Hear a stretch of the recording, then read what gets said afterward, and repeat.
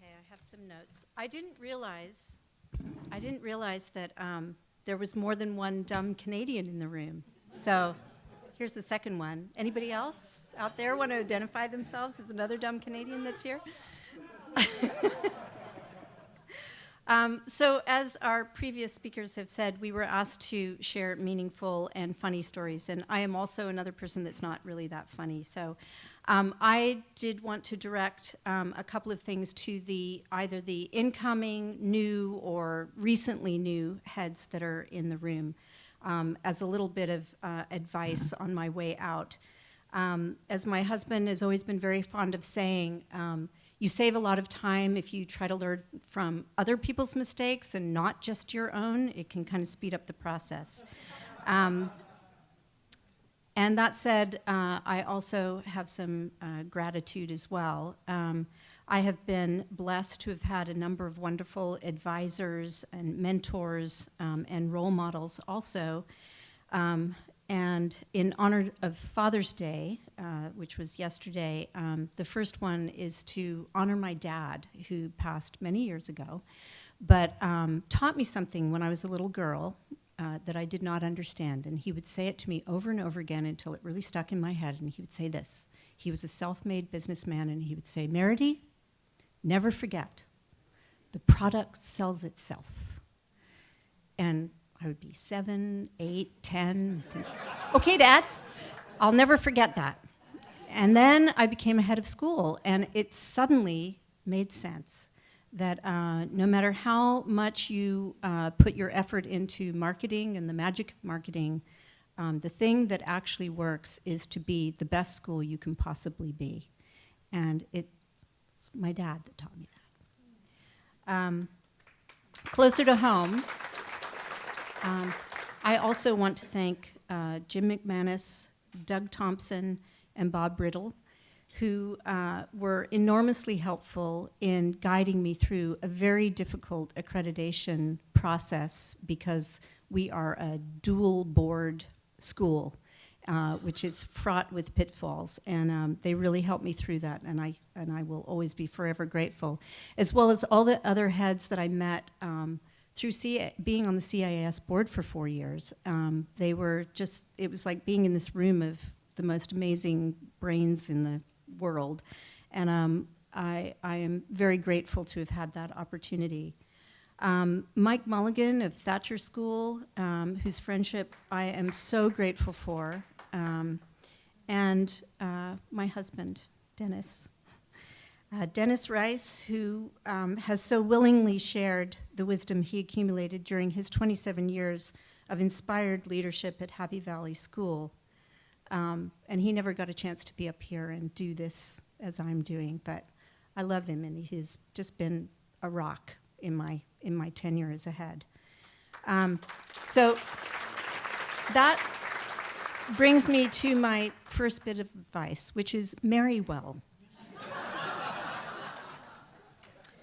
Having said that, know when to shut up about school.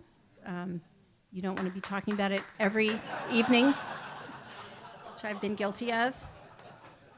And then the advice that Mike Mulligan gave me, which is hire well and create the school that can run effectively without the presence of you, the head. And, you know, I really took that to heart. And it has an added advantage in that one of the byproducts of heeding that advice is that it's a kind of mentorship, pay-it-forward program. In order for the school to run without you, you need to build these layers of competency within the school, and this means giving other people opportunities to step up and meet their own potential.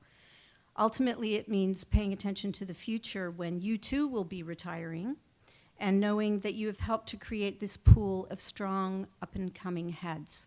And as I look toward the future, that's what I think is the thing that we should be paying the most attention to. I think creating that pool for the future is really important, as I see so many people, wonderful people, retiring. Another piece of advice is when you're dealing with difficult people, which, don't worry, this will probably only happen occasionally, Always have a pad of paper at hand, listen attentively and nod, write everything down, and then say, let me sleep on this and get back to you tomorrow.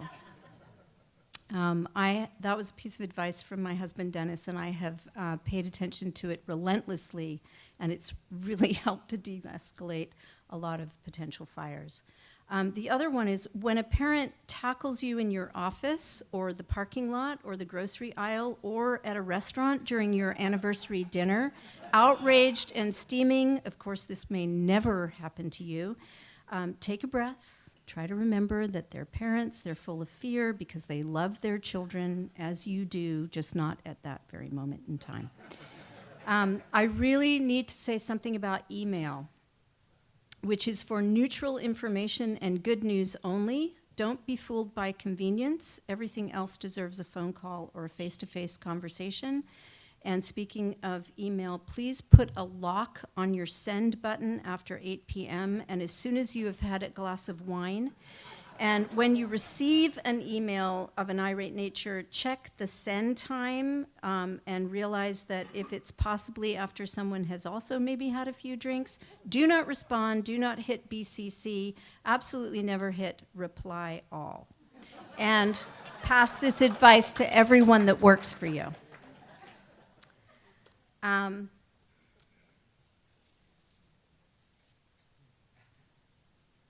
Roll with the punches and don't sweat the small stuff.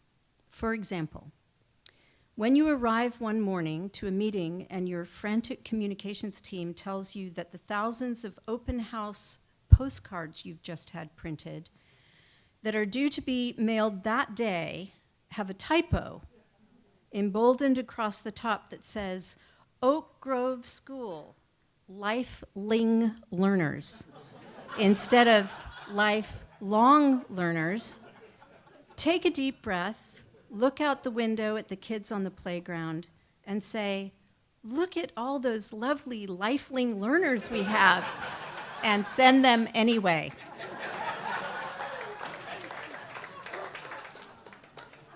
And finally, and perhaps most importantly, and in all seriousness, make sure you know what pot smells like. Because if you don't, you could find yourself out in the wilderness with a bunch of high school students accusing them dramatically and with a tremendously passionate sense of disappointment and a lot of hand-wringing and drama of bringing weed on a camping trip, only to find out, with much embarrassment and regret and the need for public apology, that that funny smell was burning eucalyptus leaves. Of course, that never happened to me, but I would hate for it to happen to you. Thank you.